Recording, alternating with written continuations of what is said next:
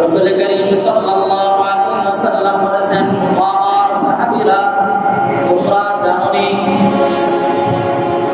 সিরাতুল মুস্তাকিম কি সঠিক পথ কি? সিরাতুল মুস্তাকিম সঠিক পথ, কল্যাণের পথ কি? এর বিপরীতে হাদিসটা আছে, রাসূল করিম সাল্লাল্লাহু আলাইহি ওয়াসাল্লাম বলেন, আল্লাহ পাক রব্বুল আলামিন বলেছেন, এর বিপরীতে যে হাদিসটা মেশকাতে উল্লেখ করেছেন, ওই হাদিসের মধ্যে বলেন, রাসূল করিম সাল্লাল্লাহু আলাইহি ওয়াসাল্লাম একটা সোজা রাস্তা দেখাইছেন, দেখানোর পরে বলছেন, এটা হলো সিরাতুল মুস্তাকিম। ওই রাস্তার ওই প্রান্তে একজন ডাকতেছেন, তোমরা সোজা পথে চলে আসো, তাহলে জান্নাতে প্রবেশ করতে পারবা।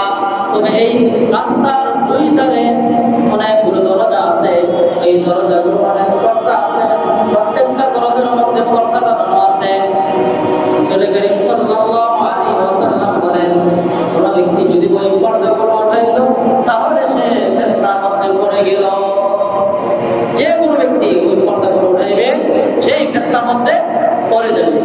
কারণ মুহাদ্দিসিনে কেরাম বলেন, ওই পর্দাগুলো আড়ালে অনেক ফিতনা ফাসাদ রাখছেন, যে ফিতনা ফাসাদের আকার আকৃতি এত সুন্দর, এত চাকচিক্য, এত মন আকর্ষণ করে, যখনই কেউ পর্দা উঠায় সাথে সাথে সে ফিতনার মধ্যে পড়ে যায়।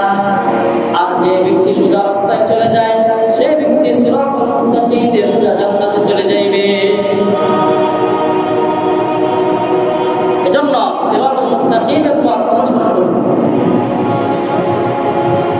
সিরাতুল মুস্তাকিমের পথ হলো আল্লাহ তাআলা কোরআনে যা অবতীর্ণ করেছেন, অর্থাৎ যে পথে চলতে বলেছেন, সেটাই হলো সিরাতুল মুস্তাকিম। রাসূল করিম সাল্লাল্লাহু আলাইহি ওয়াসাল্লাম হাদিসের মধ্যে যে পথের কথা বলেছেন, যে নিয়মের কথা বলেছেন, যে দিক নির্দেশনা